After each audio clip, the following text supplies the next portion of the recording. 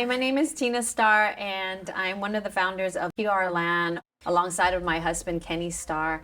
And we started Heal Land almost a decade ago, and God had said, formulate it and just do nothing with it, put it on pause, but just capture the name and the concept. And that was about it. He didn't really tell me much more than that. And so Kenny and I kind of filed it away and left it sitting on the shelf for about 10 years. And then when COVID went live, God said, now. And I went, okay, Lord, now? He said, now pull it out. And now I'm going to start to formulate it. I'm now going to start to build it. My name is Ken Starr. I just wanted to take a little bit of time and just share with you what makes Heal Our Land different. For us, we have a very high level quality standard of hire.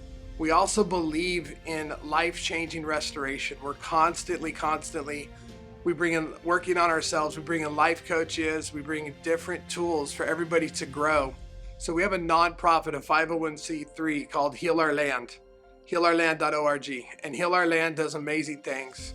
There's 4 different anti-human trafficking, anti-sex trafficking organizations that we have partnered with finances, with resources, with our time.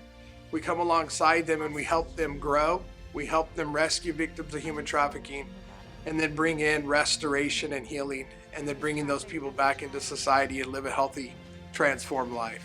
Not only here in Orange County, LA, but also in Tulsa, Oklahoma, Colorado Springs, Reno, into Hawaiian Islands, now Oregon and Washington. So we really don't just think locally minded, even though that's super important. We think even more globally minded.